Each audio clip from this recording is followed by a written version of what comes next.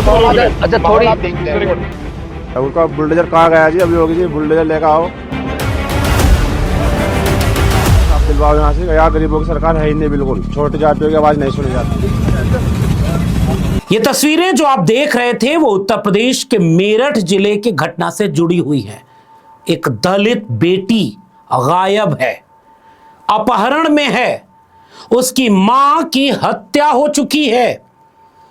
अभी तक सरकार की तरफ से कोई ठोस कदम उठाया नहीं गया, आरोपी गिरफ्तार तक नहीं है। लेकिन विपक्षी दल के लोग जब परिवार से मिलने जाना चाहते हो तो पूरा पुलिस फोर्स खड़ा करके उनको रोक दिया जाएगा, उन्हें मिलने नहीं दिया जाएगा। न्याय की मांग को उठाना अगर वो चाहेंगे तो कहा जाएगा कि वो राजनीति कर रहे हैं, इसलिए उन्हें वहां जा ही नहीं दिया सकता। सबको रोक दो।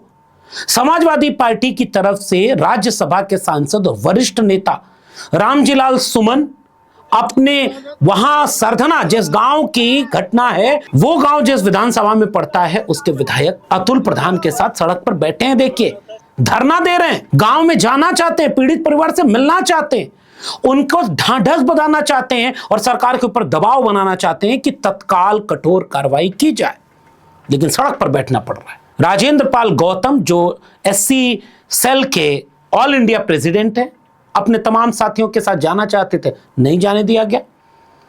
और तमाम लोग जाना चाहते हैं, नहीं जाने दिया गया। खबर ये आ रही है कि चंद्रशेखर आजाद जाना चाहते थे, उनको भी नहीं जाने दे रहे हैं। और इस सब का माहौल क्या है कि न्याय कौन करेगा?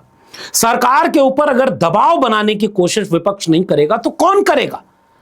और विपक्ष अगर यह सवाल नहीं करेगा कि वो लड़की अभी तक बरामद क्यों नहीं हुई, कहां है वो, जो आरोपी हैं वे अभी तक गिरफ्तार क्यों नहीं हुए? अब मैं चाहता हूं कि जरा उस पीड़ित परिवार की ये चीख पुकार सुनिए, इसी में आपको जवाब मिल जाएगा कि आखिर आरोपियों पर कठोर कार्रवाई क्यों नहीं हो रही। दलितों की लौंडिया जब भी तो यहाँ ऐसा हंगामा हो रहा, नहीं तो खोज कर देते हम तो सब। इनकी माँ बहनों के साथ ऐसा होगा ना, ये तो अपना ढूंढ कर ला देती पुलिस शासन, अगर ठाकरों की लौंडिया होती। तो सुना आपने इस बूढ़ी दादी का दर्द। दादी का दर्द चीख चीख करके बयान कर रहा है कि अगर वो ठाकुर न होते तो अब तक कार्रवाई हो गई होती। ये परिवार बोल रहा है, वो ठाकुर हैं इसलिए कार्रवाई नहीं हो रही। वो बूढ़ी दादी बोली है बीबीसी की रिपोर्ट में, और उन्होंने साफ तौर पर कहा कि जातिवादी एंगल इसमें है। एक बात मैं बड़ा साफ और बहुत गंभीरता से आपको समझाना चाहता हूं, जरा ठहर कर समझिएगा। महिला होने के नाते पूरे देश ही नहीं दुनिया में एक जेंडर बायसनेस यानी लैंगिक विभेद मौजूद है, और पुरुषों की बनाई दुनिया, पुरुषों की वर्चस्व की दुनिया है, जिसमें महिलाओं को महिला होने की पहचान के नाम पर ही शोषण, अन्याय, अत्याचार, कई तरह के जुल्म ज्यादती सहना पड़ता है। लेकिन भारत में जाति एक ऐसी चीज है कि अगर वह महिला किसी दलित समाज से है, शेड्यूल कास्ट कम्युनिटी से है, शेड्यूल ट्राइब है, अदर बैकवर्ड क्लास की है, अति पिछड़े समुदाय की है, तो जो ब्रूटैलिटी है वो कई गुना बढ़ जाती है, क्योंकि इस देश में जाति व्यवस्था ऐसी है जो इन तमाम लोगों को कभी शूद्र कहती है, कभी अपमानित करती है, कदम कदम पर उन्हें एहसास कराती है कि तुम्हारी जाति छोटी है, नीची है, अछूत हो, तो मनुष्य हो ही नहीं। इसलिए जब महिलाओं पर इस तरह के अन्याय अत्याचार हो, और उनमें भी कोई डिप्राइव्ड सेक्शन की, schedule caste community, schedule tribe, OBC की हो महिला, तो आपको सजग होकर पूरे मामले को देखना चाहिए। इस पूरे मामले में जाति एक बड़ा एंगल होता है, और इसी के चलते यह ब्रूटैलिटी ज्यादा बढ़ जाती है। आप कल्पना करिए कि मेरठ के मामले में लड़की को उठा ले गए और फिर आप कहानी बनाने लगोगे। जांच करने दो ना, पुलिस तुरंत जांच करके बताए कि क्या ये दो परिवारों का पारिवारिक झगड़ा है, वह लड़का और लड़की दोनों परिचित थे तो कोई और बात है। आज तक आप जांच ही नहीं कर पा रहे हो, और पीड़ित परिवार को यह भरोसा नहीं दिला पा रहे कि क्यों नहीं गिरफ्तारी हुई, तो अभी भी मांग कर रहा है। अब उसके बाद कुछ भाजपा और उसके नेता जाकर के वहां पर अखिलेश यादव को चुनौती देने लगेंगे कि यहां पर जाति का एंगल मत ले आइए। मैंने पहले इसलिए वीडियो दिखाई थी, वो बूढ़ी दादी खुद कह रही है जो बात, और तमाम लोगों ने जो बात कही है, इससे यह साबित होता है कि अगर वो पीड़ित लड़की जाटव परिवार, दलित परिवार की न होती तो क्या न्याय ऐसे ही होता जैसे हो रहा है? ये उत्तर प्रदेश के एससी, एसटी, ओबीसी सब जानते हैं, समझते हैं और अगर आरोपी परिवार ठाकुर न होता तो बुलडोजर कहां होता? क्या घर गिरने क्या होता? क्या पूरे खानदान की कुड़की नहीं हो गई होती? क्या पुलिस रिश्तेदारों को उठा उठा के जेल में नहीं डालती और बड़ी बड़ी तस्वीरें नहीं लगाती कि बड़ी कार्रवाई हो रही है, सख्त कार्रवाई हो रही है? लेकिन जैसे ही अगर आरोपी ठाकुर निकलता है, न बुलडोजर नजर आता है, न जो है कोई रिश्तेदार पकड़ा जाता है, न उनके ऊपर कोई सख्त कार्रवाई होती है। यह साफ दिखता है, उत्तर प्रदेश के लोग जानते हैं।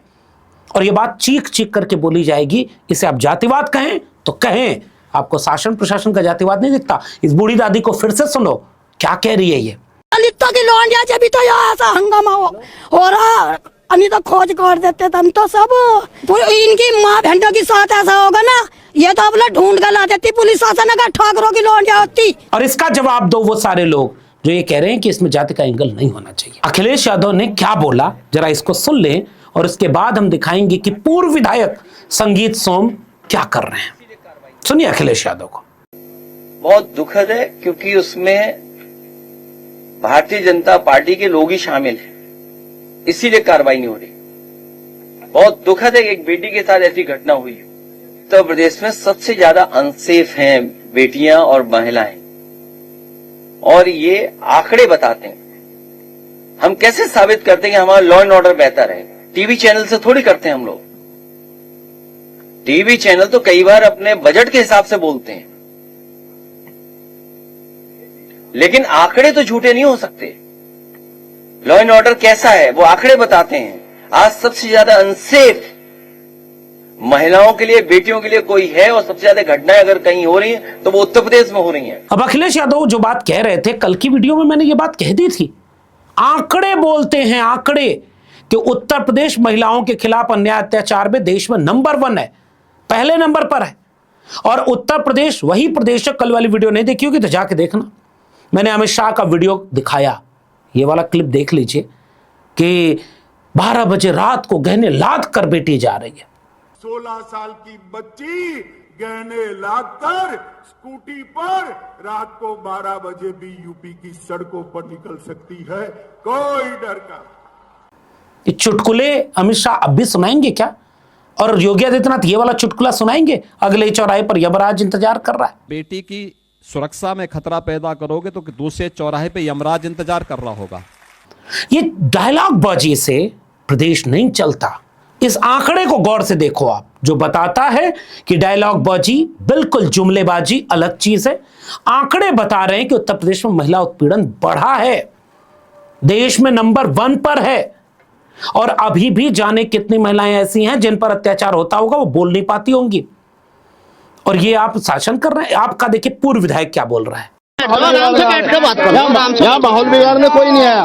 बैठ जाओ आराम से। तो सुधारने के लिए आए हम लोग भी। अंकल जी बैठ जाओ आराम से, कोई नहीं बात करो। नहीं ये बात मत बोलो आप ना जिम्मेदार आदमी है, आप माहौल बिगाड़ने की बात ना बोलो। नहीं किन से क्या करवाना? सही करवाओ, जायज करो। मैं कर रहा ना, रात से लग रहा ना।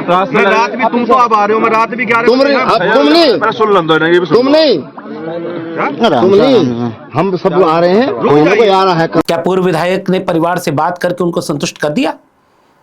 फिर ये बयान इस तरह से देने का क्या मतलब है? ये पुरानी अपनी राजनीति चमकार हैं जिनको अतुल प्रधान ने हराया। और अतुल प्रधान ने फिर पिछले दिनों प्रेस कॉन्फ्रेंस करके दिखाया कि जनाब हिंदू की राजनीति करते हैं और भीतर भीतर कितने तरह के क्या क्या धंधे करते हैं। अभी इनको उस पर जवाब देना चाहिए। बड़बोलापन ठीक नहीं है। उन्हीं के सहयोगी दल है आरएलडी जयंत चौधरी, और जयंत चौधरी के नेता वहां पहुंचकर क्या बोल रहे हैं सुन लो। और बात जायज है इनकी भाई, जितना जुर्म मतलब जायज जुर्म की एक इंतहा, ये तो जुर्म इस तरह के जो है 80 और 90 के दशक में हुआ करते थे, और ये अब इस टाइम इस तरह का जुर्म होना बहुत बड़ी घटना है। अब 2 लाइन सुनने के बाद समझ में आ गया होगा कि फैसला इस बात से तय नहीं होना चाहिए कि किसकी पार्टी सरकार में किसकी नहीं, मानवता किसमें है किसमें नहीं। और इसलिए यह बात पूछी जानी चाहिए कि अब तक फैसला क्यों नहीं हुआ। पीड़ित परिवार को भरोसा दिला दिया गया है कि नौकरी मिलेगी, 10 लाख रुपया मिलेगा, कड़ी कार्रवाई होगी।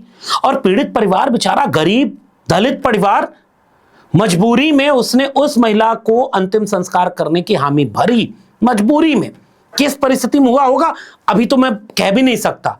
जितनी खबरें आ रही हैं उसमें इस तरह के आश्वासनों पर उन्होंने सहमति दे दी और अंतिम संस्कार किया गया। लेकिन होगा क्या उसके बाद?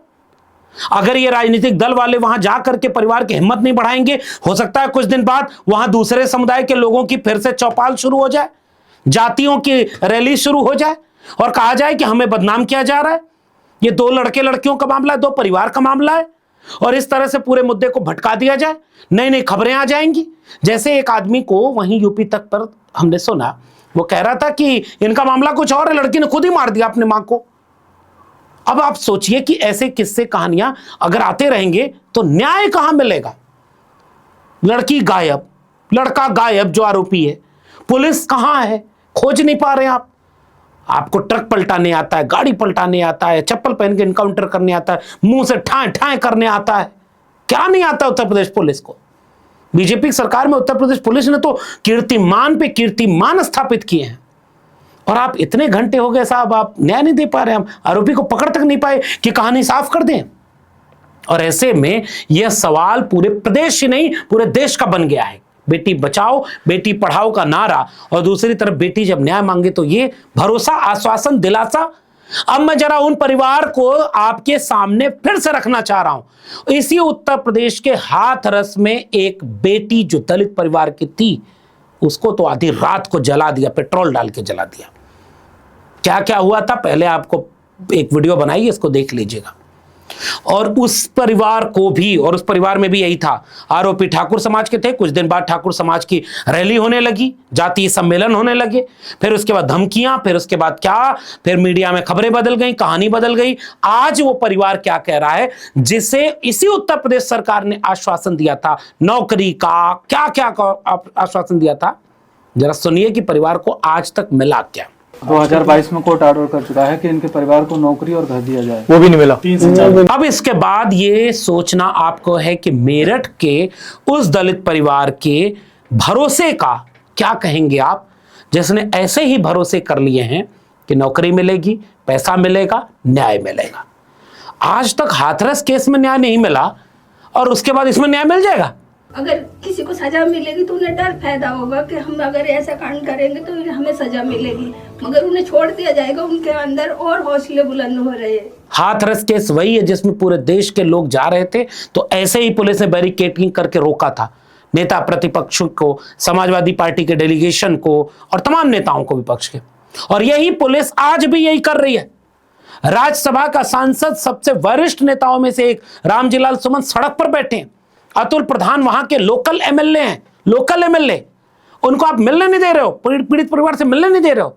सारी पुलिस इन लोगों को, नेताओं को रोकने में लगाई गई है, और आज तक आरोपी गिरफ्तार नहीं हो पा रहा है। इसलिए सवाल तो देखिए आंकड़ों पर पूछा जाएगा, प्रायोजित मीडिया की धारणाओं पर नहीं, क्योंकि इस मीडिया की बेहयाई और बेशर्मी के लिए एक तस्वीर आपकी स्क्रीन पर काफी है।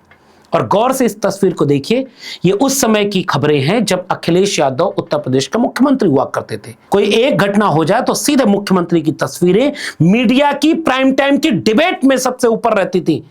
और अगर कहीं आरोपी उनके जात बिरादरी का हो जाए तो फिर तो पूछो ही मत, पूरे यादव समाज को गालियां, हर बात में मुख्यमंत्री से इस्तीफा। अब इस तस्वीर को देखने के बाद आज मैं आपसे कह रहा हूं कि किसी मीडिया संस्थान में इतनी हिम्मत है कि वो जंगल राज कह दे। एक शो चला दो, जंगल राज है उत्तर प्रदेश में, योगी सरकार में, मुख्यमंत्री योगी आदित्यनाथ इस्तीफा दो, मुख्यमंत्री की फोटो लगा करके रेप प्रदेश लिख दो, बर्बाद प्रदेश लिख दो, महिलाओं के लिए अन्याय अत्याचार में सबसे नंबर 1 प्रदेश लिख दो। हिम्मत नहीं है, क्योंकि जिसका दाना उसका गाना।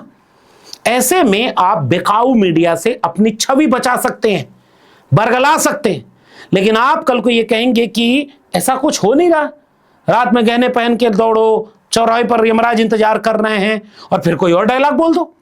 उत्तर प्रदेश महिला उत्पीड़न में, और उसमें भी पीडीए समाज की महिलाएं, पिछड़े दलित, और अगर यही महिला, मैं फिर से इस महिला की ऑडियो वीडियो आपके चेहरे पर छोड़कर जा रहा हूं, जो कह रही है कि अगर ठाकुर न होते तो कुछ और न्याय होता। ये तो अपना ढूंढ कर ला देती पुलिस शासन, अगर ठाकुरों की लौंडिया होती। बाकी परिजनों को भी सजग रहना चाहिए, और विपक्ष का काम है कि जहां सरकार न्याय करती हुई न दिखे, वहां विपक्ष जनता के लिए लड़ता हुआ दिखे। पुलिस रोके, रुके ना, और उनकी आवाज को बुलंद करे जिनकी आवाज को सरकार सुन नहीं रही है। बाकी मीडिया को भी कम से कम अपनी इंसानियत का थोड़ा सा तकाजा आज के दौर में दिखाना चाहिए।